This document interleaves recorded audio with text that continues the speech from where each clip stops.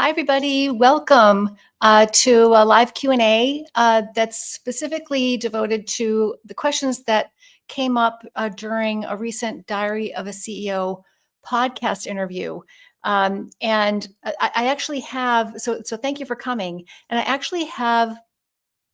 I collected some of the more common questions and comments from the comment section below that podcast. There were thousands of comments and hundreds of testimonials and certain themes that came up over and over again. And so I've taken the most common questions and concerns about ketogenic diets and different ways of eating and kind of consolidated them into 5 questions that I'm going to be sprinkling throughout the hour, but most of this hour is going to be dedicated to your questions, especially those of you who are here live today that tuned in for this hour. So I'm going to start off by answering 1 or 2 of those questions that I saw in the Diary of a CEO comments, and then we'll come to your questions after I'll do a couple of these, and then I'll come to your live questions. So before we get started, I wanted to say a couple of things. One is this is an hour, and I hope to do more of these live Q&As this season because I really do enjoy them, and it's a great way to answer people's questions live. So I hope to do more of these. We'll do exactly an hour today. The other thing I wanted to say was that if you have a question during this hour, and when you're putting it in your comment in the comment section, could you please start off your question with a QQQ, with 3 capital Qs in the beginning? That way, my associates who are helping me with the live today, Susie and Tori, they can easily figure out the difference between a question and a comment. So please start off your questions with a QQQ. All right, so the first thing I wanted to address was this very common question that comes up a lot, and it came up a lot during that in the comment section of the podcast, which was basically that whole foods, plant-based diets are healthier and more sustainable than ketogenic diets. And quite a few people in the comments had said, I've had tremendous mental health and physical health benefits from a whole foods plant-based diet. Therefore they found it to be more sustainable and easier to sustain, for example, than a ketogenic diet, at least in a couple of cases.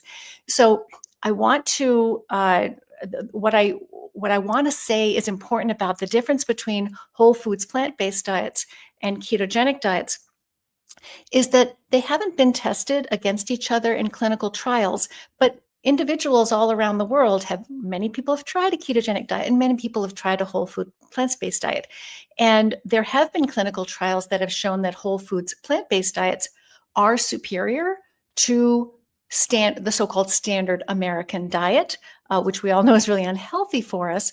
So the whole foods plant-based diet has repeatedly outperformed the standard American diet or standard Western diet in a variety of different clinical trials, including in some high quality randomized controlled clinical trials. And I make this point in the book as well, Change Your Diet, Change Your Mind. There's a chapter on plant-based diets that shows what the science has told us about whole foods plant-based diets and what it has not told us. So what it tells us is that a whole foods plant-based diet, usually in combination with lots of other healthy lifestyle changes, such as exercise and stress moderation, smoking cessation, alcohol avoidance, things like that, that a whole foods plant-based diet that is specifically whole foods with no added oils often, no refined carbohydrates, no junk foods, that those are better than a standard American diet. And that's absolutely the case. So people are not wrong about that. Where we really don't have a lot of good information is, whether a whole foods plant-based diet would be superior to a ketogenic whole foods ketogenic diet. Those studies have not been conducted, and so I think different people can have different results with different diets. Now, I think it's really important to acknowledge that a whole foods plant-based diet is healthier with respect to certain aspects of health. But I still do not think that a whole foods plant-based diet is superior from a nutritional standpoint, because if we're talking about a vegan diet in particular, it doesn't contain all nutrients that one would need. So The chapter in the book is called The Plant-Based Brain Going Out on a Limb, and it really goes through all of that science. So I think it's really important that we know what these studies about plant-based diets tell us and what they don't tell us. Because so far we've not had a study that simply removes animal foods from a typical diet and demonstrates any health benefits. So I believe that the reason why whole foods plant-based diets outperform the standard American diet is because it is a whole foods diet, not necessarily because it's a plant-based diet. So that was question number one that came through a lot. The next question that I'll summarize, and then we'll come to your live questions, is the concern that ketogenic diets are restrictive and that they could trigger an eating disorder because they're so restrictive. Shouldn't we eat everything in moderation? Isn't a balanced diet best? So any special diet of any kind is going to be restrictive in some way. So a low-fat diet is restrictive in fat. A low-calorie diet restricts calories. A plant-based diet restricts animal foods. Those are just a few examples. So all diets are restrictive in that you're taking things out of the diet to try to be healthier. And the ketogenic diet's no exception. The ketogenic diet removes most of the carbohydrate. And it also does put a cap on protein if you're going to be truly ketogenic. So the ketogenic diets are restrictive, but all diets are restrictive. So that's point number one. Point number two is there's no evidence that ketogenic diets trigger eating disorders. And a finer point there is that we need to really take into consideration what kind of eating disorders we're talking about, because the vast majority of eating disorders that people are suffering with are overeating disorders, not undereating disorders. So if we're talking about overeating disorders, ketogenic diets have been shown, at least in a growing number of published case reports, to be helpful with overeating disorders. And there have even been 3 published case reports on carnivore diets helping people recover from anorexia, very severe cases of anorexia. Now, that's not a clinical trial, and we don't know if that would be useful for everybody or safe for everybody. I just want to point out that there is the potential for, if a diet is constructed properly, for it to help even with undereating disorders, but we don't have that level of evidence yet in clinical trials. So, and I generally recommend against ketogenic diets for people who have active symptomatic anorexia and are underweight. There have been several case reports published now of people who have recovered their weight they have a history of anorexia, but they've restored their weight to a healthy weight, but they're still suffering with eating disorder symptoms in terms of their thinking. They still have eating disordered thinking. And there have been several case reports, and now there's a brand new clinical trial being conducted at the University of California, San Diego by Dr. Guido Frank, exploring the potential for ketogenic diets to help with those eating disordered thoughts that can still persist long after a person has restored their weight.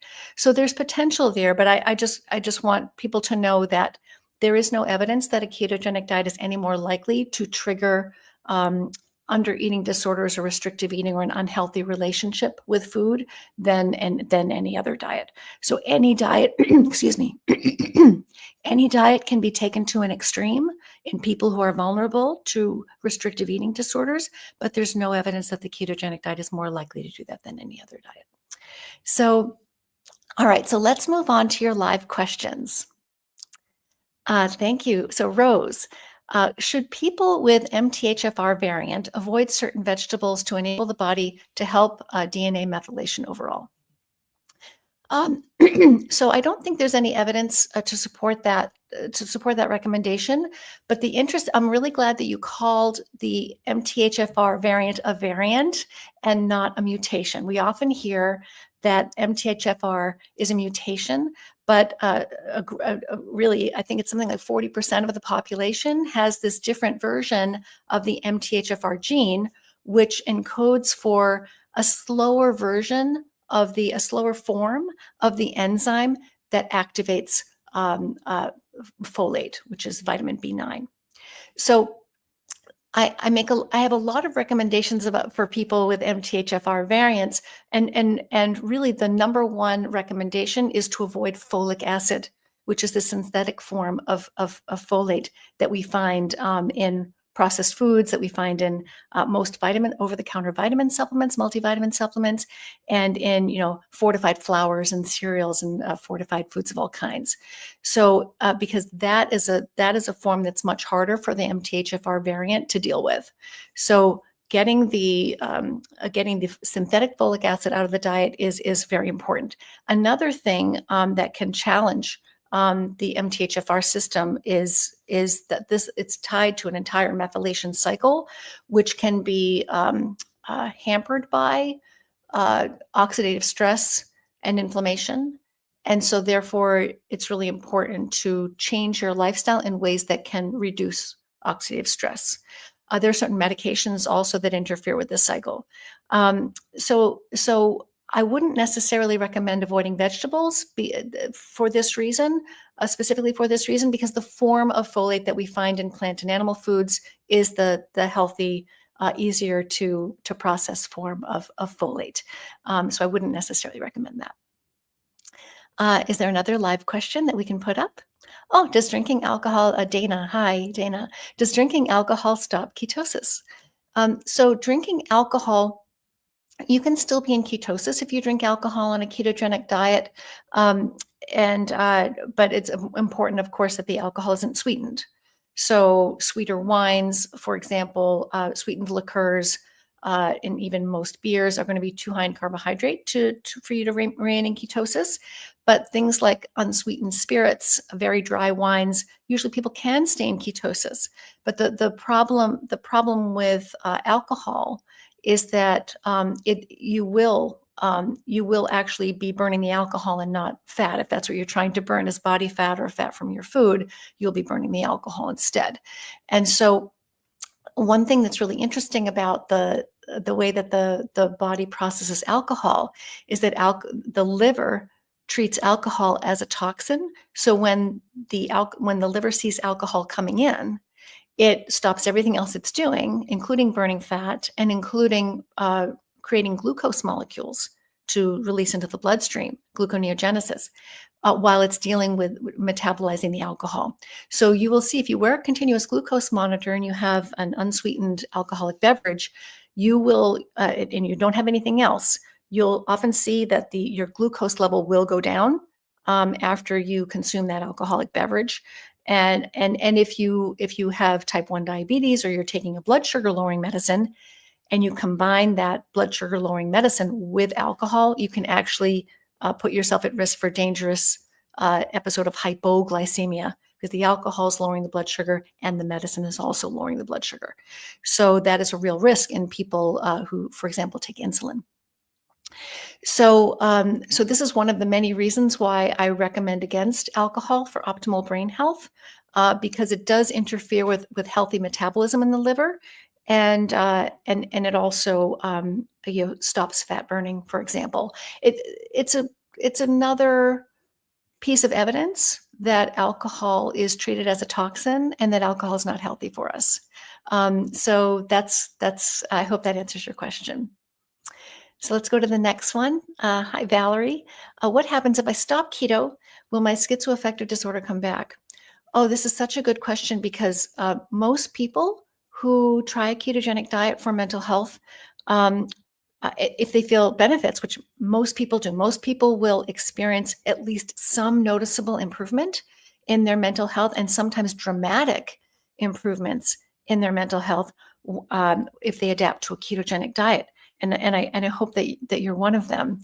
So in any case, what I've noticed in my own clinical work is that, at least in adults, because I don't work with children, at least in adults, in most of my patients, if they stop their ketogenic diet, their symptoms of mental health condition, whatever that condition is, whether it's depression, psychosis, suicidal thinking, anxiety, whatever the issue might be, cognitive impairment, most of my adult patients do see their psychiatric symptoms return, often within 24 to 48 hours of of stopping the ketogenic diet. Now, the only way to know for sure if that's you would be to stop the ketogenic diet. But if the ketogenic diet is working well for you and you don't have any other reason why you would want to stop it, I would really strongly recommend that you don't, because there are so many benefits to being in ketosis for total brain health. And the longer you're in ketosis, the more healing can take place. And we know in children that when children with epilepsy, would start a ketogenic diet and they would have resolution of their seizures, that many of these children could eventually, after a year or two or several years, in some cases, go back to eating a normal, so-called normal diet and never had seizures again. But those are, A, that's epilepsy, and B, that's children. And I think children's brains are just much more, I think they're a lot more likely to be able to experience resilience and total healing than perhaps adults. But we don't really have enough long-term experience with ketogenic diets in serious mental illnesses to be sure of this question. But I certainly would recommend against it unless there's some other reason why you would need to stop it. Okay. Hi, Brian. Can the quiet diet help with SSRI or other psychiatric medication withdrawal symptoms? So for those of you who aren't familiar with that term, SSRI, it's a selective serotonin reuptake inhibitor. These are very commonly prescribed medications for depression and anxiety, and other conditions as well, but primarily depression and anxiety. So these are medicines like Prozac and Zoloft and Celexa and Lexapro and Paxil. These medicines, when you try to stop them, if you try to stop them too quickly, or if you drop the dose by too much in a single step, then you can get really severe, very uncomfortable, very distressing withdrawal symptoms. Now, not everybody experiences these, but many people do. They're very common, and the very strange symptoms can occur, including things like brain zaps, dizziness, flu-like symptoms that look for all the world exactly like the flu, and even a symptom called a withdrawal symptom called akathisia, which kind of makes you feel like you want to jump out of your skin or crawl out of your skin, which is very uncomfortable. So I have not noticed a relationship between quiet diet and ease of coming off of serotonin reuptake inhibitors, but that may be because there isn't any difference, or it may be because it's very hard to compare those two things. You'd really have to have a group of people who are following a regular diet and a group of people following a quiet diet or some similar ketogenic diet, and really see what that timeline looked like. So I personally haven't seen that, but it may just be because it's something that's very hard to recognize. Healing schizophrenia, puberty, insulin resistance, brain growth. Would you think it may take longer for relief of symptoms treating a growing 18-year-old young man because of natural puberty, insulin resistance, and brain growth? That is so interesting. It is true that puberty and pregnancy are the times in life when we are naturally become more insulin resistant. And so during puberty, there is even more insulin resistance than we normally would have. Now, I think that this, when I've thought about this in the past, is that puberty is actually, I think, makes a good argument for being careful with carbohydrate intake, even if it's not being ketogenic, but being careful with carbohydrate intake and keeping your glucose and insulin levels in a healthy range using diet, because you don't want to have your natural increased insulin resistance of puberty and then make that worse. So there's a natural healthy amount of insulin resistance that's supposed to be taking place during those years. And then, but you don't want too much. And so if you're eating in an unhealthy way, you could turn this natural level of insulin resistance into a severe metabolic problem. And I think that's probably why we see so often in teens, that's where people often will start to gain weight where they might not have before, or they might develop acne where they might not have before. And so this is a very vulnerable time. I think it's really important to be very careful with our diets during that period of time. if the person's eating an appropriate diet, I wouldn't necessarily think of that time as being a more difficult time to treat somebody. But I only treat people 18 and over, and I personally haven't noticed any special difficulty working with people 18 to 22 versus older than that. So for whatever that's worth. Interesting question. Okay, next question, please, Josh. Cannot seem to get into ketosis beyond 0.5 millimole with 1-to-1 fat and protein ratio. Worth trying to increase fat. So, okay, I love this question, Josh, because it's a common issue where people will get their ratio right or get their macros right, and they can't get their ketones into a higher range. So there are different ways to get ketones into higher range. A lot of this is spelled out in the book as well. But for today, our Q&A, I'll share a few of these with you. So the fundamental principle about getting into ketosis is about insulin. So it's not about how much fat you eat. It's about how low your insulin levels are. So if you're not able to get your ketones above 0.5 and you want or need to try to do that, you need to lower your insulin levels. And raising your fat intake will not do that. So the fat barely raises insulin at all. Protein raises insulin and carbohydrates raise insulin. So what you need to do is think about lowering. I don't know how much carbohydrate you're already eating, but you'd want to look at that first. You always want to lower your carbohydrate first because you don't need any carbohydrate. So you've got a lot of leeway there. But if you're already eating a very, very low carbohydrate diet, or maybe even a carnivore ketogenic diet, it could be that there's too much protein in the diet for your metabolism. You may need to dial that down a little bit. The other thing you can do is you can look at your dairy intake if you're using dairy in your diet, because dairy can raise insulin levels and contribute to insulin resistance, particularly certain types of dairy products.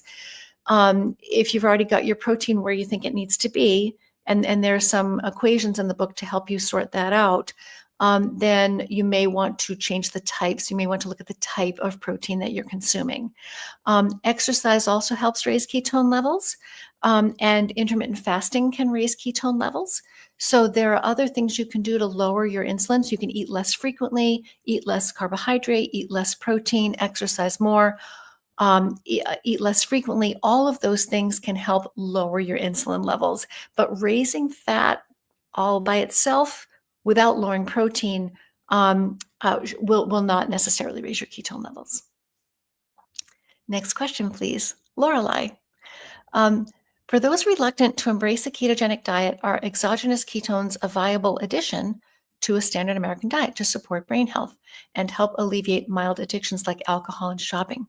So exogenous ketones are definitely a viable addition. I like the way you put this, addition to the standard American diet, and even to a ketogenic diet, right?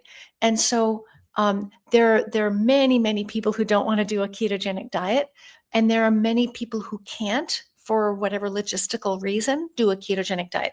I'm thinking specifically in my own work about people who are living in situations where they don't have total control over their food intake. For example, at assisted living or a long-term care facility, or even sometimes in a hospital setting where they can't have somebody bring in food for them. That you can, or people who have significant impairment of their ability to think their way through, that learn the new dietary rules. These may be people also with cognitive impairment or severe psychosis, for example, where it's just not possible to process the information that you need to be able to process to change your diet. So in all of those cases, whether you're eating a regular diet or a lower carbohydrate diet, if you add ketone supplements to the diet, that will, depending on the supplement and the quality of the supplement and how it's being used, that can actually cause you to have circulating beta hydroxybutyrate in your bloodstream. And that can be very beneficial as an energy source to help bridge any energy gaps that might be there in the brain, and send helpful signals to brain cells and other cells throughout the body that are healthy. So yes, if you can't change your diet, you can use exogenous ketones to boost your ketone levels, but A, they're expensive. B, they only last about 90 minutes or so in the bloodstream. So to get benefits, you'd really need to take them multiple times per day.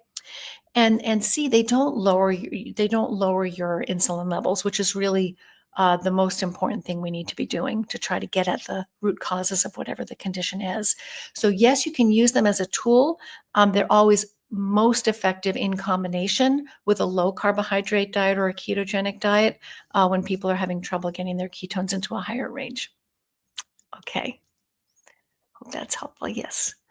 Dangerous ride. Dr. Stephen Cabral said a large percentage of the population cannot process saturated fats very well, especially those with ApoE3/4 or 4/4 alleles. So what do you have to say on that? So this is a really interesting and complicated question on one level. On another level, the way I think about it anyway is that let's talk about what saturated fat is. And so saturated and how most studies are conducted. So most of the studies that are conducted using saturated fat are using quite a bit of dairy fat. And the reason for that is that dairy fat is the only animal fat that is more saturated than unsaturated. All other animal fats that do not come from dairy have more unsaturated fat than saturated fat. And now coconut fat is a plant fat, for example, that is very, very high in saturated fat, even higher than butter. So sometimes people use coconut fat in these experiments, but often it's dairy fat. So I think I would really love to see, because I think dairy fat has very different metabolic effects on cells, on the entire body, than other types of fat do. So it's not just that it's saturated; it's also different in many other ways from fat, from other types of animal fat, and even from coconut fat. It has specific metabolic properties that can change appetite levels and lipid processing and insulin levels and so forth. So I think it's really important to make that distinction. So you'd really need to dig into the literature to see, okay, were most of the studies that he's referring to talking about dairy fat or non-dairy saturated fat? Because at least so far, I haven't seen any convincing evidence that simply eating more saturated fat, if it's not from eating more saturated fat, let's say from animals, as opposed to polyunsaturated fat, is dangerous for people with ApoE4 alleles. This is not my area of expertise, but every time I've looked into it, that's kind of the roadblock that I've come up against. Next question. Dana, how does the keto diet affect the kidneys? Is it good? Is it good for someone with kidney disease? Actually, we've got really good research accumulating in this area. So a lot of people think of the kidneys as being really sensitive to high protein diets. There's actually no evidence of that. There have even been studies of very high protein diets that show no damage to the kidneys. And the other issue is that a truly ketogenic diet is not a high protein diet. So the reason why people think of protein as damaging to the kidneys is because the kidneys do play a very important role in metabolizing protein. And people with kidney disease, very severe kidney impairment, renal failure, kidney failure, they do need to lower their protein intake because their kidneys aren't functioning properly. They're so damaged that they can't process protein normally. But that's different than saying a high protein diet damages the kidneys. What's damaging the kidneys in most cases, most people with kidney disease have diabetic nephropathy. And as the name suggests, it's caused by diabetes, which is high glucose and insulin levels, not high protein levels. So even better than that is that we've now got a number of studies demonstrating that ketogenic diets can actually improve kidney function. And this is true for people with mild kidney disease, as well as even moderate kidney disease. This has been shown, for example, by my friend and colleague, Dr. David Unwin, has shown this in a study of his own patients in his own clinic in the United Kingdom. And there are several other papers that summarize this literature very well, which I had them at my fingertips. I'd put them up on the screen, but I don't. We now have really good evidence that I feel very comfortable recommending ketogenic diets to people with mild to moderate kidney impairment. If you've got severe kidney impairment, then you really do want to consult with a specialist, because you may need to adjust your protein intake down below what's normally recommended. Are ketogenic diets too restrictive, and do they trigger eating disorders? Shouldn't we eat everything in moderation? Isn't a balanced diet best? I think I already answered this question earlier. So maybe, oh, thank you. Dr. Stacy Sims says ketogenic diets are unhealthy for women. Are they? So this question came up. This is one of the questions that I pulled out of the Diary of a CEO commentary. And the reason why it came up a lot in the comment section of that podcast is because apparently she had been a guest on the Diary of a CEO podcast not long before I had been a guest on the podcast. So I think that interview was fresh in people's minds. And I went back and listened to that section of her interview. I don't personally know her or her work, but I went back and listened to that section of her interview. And then I went and did a search for, I didn't spend a lot of time doing this. Excuse me. I spent maybe about an hour looking at some of the reasons why. I went to her Facebook page, for example, and looked at some of the reasons why she recommended against ketogenic diets for women. And I found an article on her Facebook page listing 6 studies, that were supporting her recommendation against ketogenic diets, and I actually looked at each one of those studies. And so she is an exercise physiologist, which is not my area of expertise. So I will definitely defer to her about exercise physiology. But so she's an expert on exercise physiology. I'm an expert on ketogenic diet. So I will summarize what these 6 studies showed, the ones that she used to support her claims. So she was claiming that a ketogenic diet is unhealthy for women for 2 reasons. One is, she said, the ketogenic diet damages the microbiome, and another is that ketogenic diets impair athletic performance in female athletes. So the 6 studies, the first study was a 4-week study in athletes finding earlier muscle fatigue. Another was a 4-week study in athletes finding reduced aerobic performance. Another was a 4-week study in athletes finding no increase in fat utilization in women, whereas men burned more fat on a ketogenic diet, women didn't in a 4-week study. There was a 3.5-week study in athletes finding unfavorable changes in bone health markers. There was a review article saying that the microbiome is important. Microbiome helps increase estrogen levels in postmenopausal women, because certain bacteria in the gut help to recycle estrogen that's being excreted from the body, so it can be recirculated in the bloodstream, so that can raise estrogen levels in postmenopausal women, and nothing about the ketogenic diet. And then the last study was that there was a study looking at the microbiome of postmenopausal women versus premenopausal women, finding that the microbiome looked different in premenopause versus postmenopause. So there were 4 studies there of the ketogenic diet in athletes. All of them were 4 weeks or less. And you do need more time than that. You need 4 to 6 weeks at a minimum, the latest studies in exercise physiology show, for keto adaptation. So these studies were short. Another thing I would say is, again, I'm not an exercise physiologist, so I personally can't say, whether a ketogenic diet is better or worse for peak athletic performance in elite athletes than it is for other aspects of health. And maybe there is a trade-off there. I don't know, but there's a couple of recent studies that have come out challenging this notion that ketogenic diets are less favorable for peak athletic performance in elite athletes.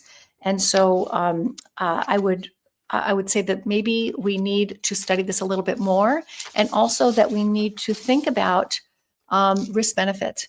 So if you're using a ketogenic diet to treat a serious mental health condition or a serious metabolic health condition, then uh, are you paying a small price in peak athletic performance? If you're an elite athlete, maybe you are.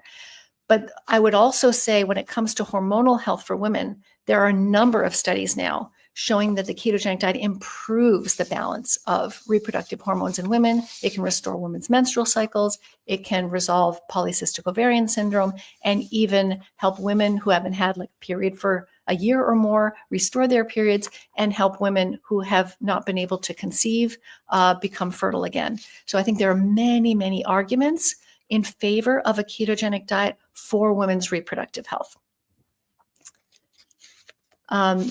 Okay. And let's see, Rose, is ketosis breath meter accurate, or should I consult a primary care physician to check? So Rose, a breath meter is not as accurate as a blood meter. So a breath meter measures acetone, which is so when you're making ketones, when your body's making ketones, when you're burning fat and making ketones, there are 3 different types of ketones that are made, that the liver makes. The first one it makes is acetoacetate, and that is unstable in the bloodstream. So some of it gets lost in the urine, and that can be measured with urine strips. And some of it turns into acetone and gets exhaled in the breath. The stable and most accurate ketone to measure is beta hydroxybutyrate, and that's measured with a blood meter. So a breath meter isn't as accurate as a blood meter. So I would encourage you, if you can afford one, to get a blood ketone meter. The one that I use is made by Keto Mojo, the company Keto Mojo. So depending which country you're in, you might have access to that. I know you can get them in the United States and in the UK, in European countries. You can't get them on Australia yet, but that's one brand. And a blood meter is much more accurate if you can access one. Any questions from the live stream here? Hi, Brian. Does the monosodium glutamate added to food affect mental health? Oh, that's an interesting question. So I think many people have had the experience that they're sensitive to monosodium glutamate. It can give them headaches, for example, make them feel unwell. And so my clinical experience and my personal experience in working with people and my own sensitivity to MSG tells me that it can. But I haven't looked at the literature on this, except to say that what's interesting about monosodium glutamate is that glutamate in the bloodstream doesn't cross the blood-brain barrier very well. And there is a one spot in the blood-brain barrier where glutamate can cross in. So it could be either that enough of it gets through to affect brain health, or it could be that the blood-brain barrier is not healthy and it's allowing MSG to cross into the brain, whereas in a person with a healthy blood-brain barrier wouldn't experience very much of that crossing. So I think potentially, yes, this can be an issue, but I honestly haven't read the studies on it. I think a lot of the glutamate that we experience in our brains is being created from our unhealthy diet. So for example, this is one of the things I go through in the book as well, is that if you eat a high sugar diet, if there's too much sugar in your blood, there will also be too much sugar in your brain. And that can, through a series of different chemical steps, send glutamate levels skyrocketing in the brain, even if you're not eating any monosodium glutamate. Your glutamate levels can rise to 100 times their usual baseline simply by eating too much sugar, for example. So, or exposing yourself to too much oxidative stress by smoking or drinking alcohol or having too much vegetable oil. Next question, Samuel. Okay, Samuel, are there some people who need to add carb cycling, for example, once per week, adding 100 grams of carbohydrate to their keto regimen to avoid hormonal or sleep issues? If not, what other factors should be considered if such issues arise after months of strict ketosis? Well, this is interesting. So the question of carb cycling comes up a lot. And the reason why some people believe that carb cycling is better than long-term ketosis is because if you're long-term in deep ketosis, then your insulin levels might not be pulsing in a healthy enough way to support growth and repair and reproductive pathways. So if someone's in deep ketosis long term, so their ketones are quite high and they're on the ketogenic diet for a very long period of time, there can be some negative effects of that, but those would be in a stricter, much stricter ketogenic diets than I would usually recommend long term for most people. And so unfortunately, most of the evidence that we have in this area comes from ketogenic diets that are constructed in a less than healthy way. For example, they might not have enough protein or nutrients to be healthy long term. So in ketosis, the higher your ketones, the lower your insulin level. And we do need a certain amount of insulin to be healthy, and we do need fluctuations in insulin level. We don't want insulin levels to be low all the time. We do want there to be some natural fluctuation in insulin levels to support optimal cellular health. So this is, I think, where the concern about long-term ketosis comes in. But if you're eating a well-formulated ketogenic diet where your ketones aren't too high and you're getting enough nutrients, especially enough protein, then there shouldn't theoretically be any concern about this. But there are other. But what do I do clinically? So for people who want to carb cycle or feel they need to carb cycle, what I would say a couple of things to this. So one is, there are other ways to raise your insulin levels other than eating more carbohydrate, and that is to eat more protein. and that is what I would usually recommend, is having higher protein cycles rather than higher carbohydrate cycles, especially for people who struggle with carbohydrate addiction, because for those people, carb cycling is going to be really dangerous. People can have the best of intentions and add some carbohydrate, say once a week, once a month, and they really only are trying to cycle for a day or two. They may be off the ketogenic diet for weeks or months after that because it's wakened the beast, so to speak. And now the other thing is that if people are going to add carbohydrate, if they're choosing to do this carb cycling with carbohydrate, insulin cycling without using carbohydrate rather than protein, I would really strongly encourage people, obviously, to do that using whole food sources of carbohydrate, specifically starchy vegetables and fruit, as opposed to grains and flours and cereals and sugar and fruit juices and things like that. So now the other thing to mention about this is, this question has a lot of questions inside of it. Once per week.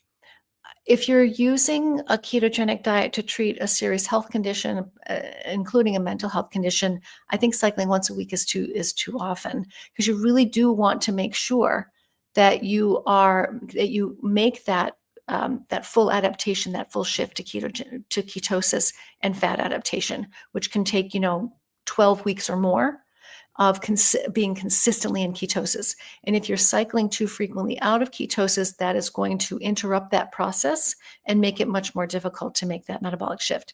So several different answers to that question, which I hope are useful. Other questions? Aries. Can I reliably determine my ketone levels with a glucose monitor alone, or is a CGM necessary? I'm not sure whether you're asking about ketone levels or glucose levels, so I'll answer both. So you can't use a glucose monitor to measure ketone levels. A glucose monitor will not tell you about your ketone levels. So you can use a glucose monitor only to measure glucose levels. So that's thing number one. So you use a ketone meter to measure ketones and a glucose meter to measure glucose. And another thing I would say about this is that there are certain monitors which measure both. So a Keto Mojo monitor, for example, has a separate strip for a glucose measurement versus ketone measurement, so you can measure both. And now the other piece of that question is that I want to respond to is that you can have a beautiful glucose pattern on your CGM, A CGM, for those who don't know, is a continuous glucose monitor. It's a painless patch that you put on your skin and wear it for a couple of weeks. And it's telling you your glucose level in your tissues, even overnight when you're sleeping. So the glucose monitor is a fantastic tool, but you can have a beautiful, nice, quiet glucose level that's in a healthy range all the time. It's always below 110 milligrams per deciliter. It looks great. There's no peaks or valleys or drama. It's really nice and smooth, and still not be in ketosis, and even not lose weight, and even, you can even gain weight. And that's because the glucose level is not telling you what your insulin is doing, and it's not telling you what your ketones are doing. So it's a great achievement to lower and stabilize your glucose levels, but that's step one of metabolic health. Step two is lowering and quieting down your insulin levels. And you can still have very high insulin levels even if your glucose is nice and stable. So I really advocate, I really recommend that people, at least in the beginning, when they're trying a ketogenic diet and trying to improve their metabolic health, that they don't just look at their glucose levels, but they also look at their ketone levels to see, okay, I've quieted down my glucose levels, but what's happening with my insulin? And a really good example of this is if you're eating slowly digested carbohydrates, low glycemic diet that contains carbohydrate, but they're not the fast carbs, they're not the refined carbs, they're the slower, more slowly digesting carbohydrates. Your glucose levels will be more stable if you're eating slow carbohydrates, but you will still have higher insulin levels because that carbohydrate is going to demand that your pancreas create insulin to deal with that carbohydrate. So things will be quieter, but they're not going to be where you really need them to be optimally healthy. Carlos, any experiences helping people wean off benzodiazepines on the ketogenic diet? Yes, definitely. So I've weaned people off all kinds of medicines on a ketogenic diet. Most of the work that I've done with patients over the years has been starting them. They come in to consult with me when they're already on medications. Very often, some people come, they haven't taken any medication, they're trying to avoid taking medication. So that's one scenario, but a much more common scenario is that people come in already taking certain psychiatric medications, and their goal is to try to take less or to help them feel better on the ketogenic diet. So add the ketogenic diet to the medications, let that let that transition take place, and once the dust has settled and people have adapted to the diet, we can start beginning to try to taper medicines down. Sometimes I need to do that earlier rather than later. It depends on how the ketogenic diet is interacting with the psychiatric medications, because sometimes when people start a ketogenic diet, the psychiatric medications can start to feel too strong after about 2 or 3 weeks. And the benzodiazepines is an area where I see this a lot. So if someone's taking benzodiazepines, let's say they've been taking the very same dose of benzodiazepines exactly the same way for a long time. Let's say that they've been on clonazepam or Klonopin, 0.5 milligrams twice a day for a year. And there's been no change. They've been stable on that dose. And then you add the ketogenic diet. What will often happen is by week 2 or 3, that same dose of Klonopin, even though you haven't changed the dose, is going to start to feel too heavy. People can get sleepy, drowsy, feel uncoordinated, not be able to concentrate, all the types of side effects that you can see when the benzodiazepine dose is too high. And this is likely because the ketogenic diet mimics many actually, or the primary effect of the benzodiazepines. So benzodiazepines increase GABA activity. GABA is a neurotransmitter in the brain that's a calming neurotransmitter. It's kind of the brain's brake pedal, if you will.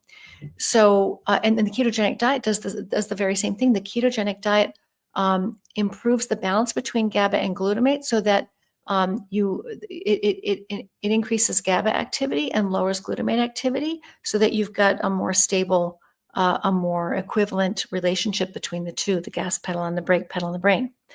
So if you're taking a medicine that's improving GABA effects, and you're taking a diet, eating a diet that's also supporting healthier GABA levels, then you can now feel like you've got too much GABA activity in the brain, which will be sedating and can even be dangerous.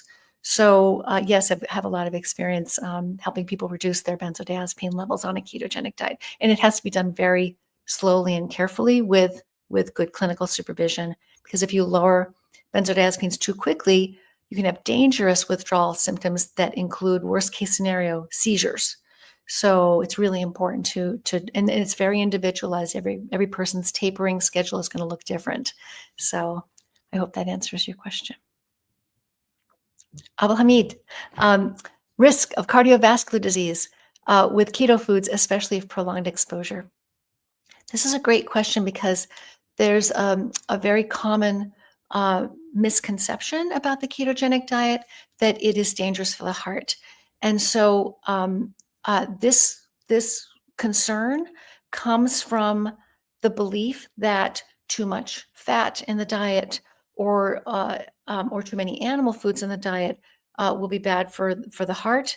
But underneath all that is the very well documented possibility that switching to a ketogenic diet can raise your LDL cholesterol levels. And so it is true, absolutely true, that when people switch to a ketogenic diet, sometimes their LDL cholesterol level can go up, and sometimes it can go up a lot. And some people, it doesn't change at all. And some people, it even goes down. But there are some people where it goes up, and then even a smaller percentage of people, it goes up substantially. So this is a concern because we've been taught to think of LDL cholesterol as something that causes heart disease. And so many different pieces to this question. One piece of the question is that there is no evidence that LDL itself, the molecule, the low density lipoprotein LDL, which is this pod that floats around in the circulatory system that carries cholesterol and fat to the tissues, back and forth between the tissues and the liver, that having more of those particles or that those particles themselves can cause heart disease, there's no evidence for that. What it is there's this association between people with higher LDL levels being at higher risk of heart attack. And even that association is extremely weak. In fact, I put this one example in the book. There's a study with over 100,000 patients when they were admitted to a hospital for a first heart attack. They measured their LDL levels. Half of them had very low LDL levels, and the other half had it above the recommended limit. So it was your LDL level was about as reliable as a coin toss in terms of predicting your risk for a heart attack. So when it comes to LDL, what I say to people is that it's not that LDL doesn't matter.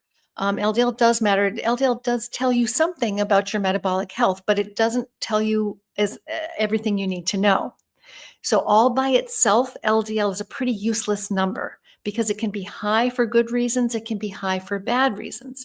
And unless you look at it in context of the overall metabolic picture, then you're really not going to know what you're looking at. So you need to also look at triglycerides and HDL, fasting blood sugar, fasting insulin levels, waist to height ratio, all these other markers of metabolic health, blood pressure, smoking, all these other markers of cardiovascular risk are very important. In fact, much more important than LDL because they're much stronger predictors of cardiovascular disease than LDL ever dreamed of being. So there's that. But then there's the other great point that's made by Dr. Brett Scher, who's the medical director at Metabolic Mind, who is a cardiologist and a lipidologist. He made a video recently, it was a week or two ago, making this great point. I think that this is just so well said. If you want to know if someone's at risk for cardiovascular disease, look at cardiovascular disease, not at these shadows and associations that are indirect markers of risk for cardiovascular disease. Look at the heart. Look directly at the heart and see what's going on. because these other markers, they're just clues, and some of them are pretty weak clues, LDL being the weakest one I can think of. You look directly at the heart using a coronary artery calcium scan or a CT scan of the heart. And the third piece I think is important to say is that cardiovascular disease, all of the other risk factors for cardiovascular disease tend to improve on a ketogenic diet. Blood sugar, insulin levels, waist to height ratio, blood pressure, insulin levels, HDL, triglycerides, all of these other markers of cardiovascular health in study after study after study after study improve. And some of them markedly improve on a ketogenic diet. You can see triglycerides drop by hundreds of points within weeks of starting a ketogenic diet. And so all of these other markers improve on a ketogenic diet. The only one that sometimes goes up is the LDL. So I think it's important, to put that LDL information in context.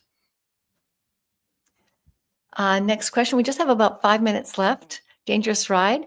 Would you recommend taking probiotics and prebiotics on a ketogenic diet with low intake of fiber, fruits, and/or vegetables just to keep some kind of microbiome diversity and such? Not necessarily. I mean, I may be an outlier here. I think that I may have a different point of view about this than many others do. When I look at the microbiome research, I am not convinced that we are there yet. I'm not convinced that we understand anything yet about which foods the microbiome needs or wants us to eat. And experts who have written review articles on this topic agree that that level of evidence, it doesn't exist yet. All we have now about microbiome is that there's the hypothesis that a diverse microbiome is good, and that a less diverse microbiome is less good. There's a hypothesis that that the way to have the most diverse microbiome is to eat a great abundance and diversity of plant foods. There's no clinical trial evidence of that. That is a hypothesis. So I think right now that we really don't know what the microbiome wants us to eat. So what I recommend to my patients, and what I've recommended in the book as well, is listen to your gut, eat healthy, whole foods that agree with you, that help you feel your best, and that are safe for your personal metabolism and your health, that are comfortable for you to digest, and let the microbiome worry about itself. I definitely don't want people eating foods that make them feel worse, that either raise their blood sugar levels or that cause them digestive discomfort simply because they theoretically might be better for their microbiome. Okay, we get a couple more minutes left. Any other questions out there? Find your keto. Hi. So is gluconeogenesis demand or supply driven? If one eats a lot of protein, does the body automatically convert the excess to glucose, or does it only create glucose as the body demands it? This is a complicated, so there's one piece of the question that's easy and another piece of the question that's hard, and I might not be the best person to answer it. But I think that there may be a yes and yes answer here. So that that gluconeogenesis is demand driven, meaning that if you don't eat any carbohydrate at all, if you don't eat any glucose, if you don't eat anything at all, if you're fasting, the body will make the amount of glucose that it needs. It knows exactly how much you need and when, and without a lot of peaks and valleys and drama and risk. So I really prefer it from a biochemistry point of view. I think it's much safer for people to obtain their carbohydrate from inside their body rather than from outside their body, because when you're getting it from outside your body, you risk taking in too much and overwhelming the system. And getting unhealthy peaks in your glucose and insulin levels, as opposed to when you're making it yourself. On the other hand, your question about protein is really interesting, because I do see in my patients and in myself, if you overeat protein, your glucose levels will run higher. And I'm not convinced that that is a demand issue. I think that may be a supply issue. I honestly do not. I haven't looked deeply into the biochemistry of this to see if I can get to a really useful understanding of what's going on there and why that would be happening. But when you eat more protein than you need, that I am convinced that is unhealthy. And so this may be one of the ways that it is unhealthy. Now, you're not going to see, spikes up over 110, which are when you start to edge into the risky zone. So you can't get hyperglycemic eating protein, but your glucose levels will, in many cases, tend to run higher. And I think this is more likely in people with insulin resistance and damaged metabolic health than it is in others. But that's the majority of the people that I work with. So, okay, I think we need to wrap up. So I just want to say thanks everybody for joining the live Q&A. If this has been useful to you, let me know if you'd like me to do more of them. And I hope you all have a fantastic week.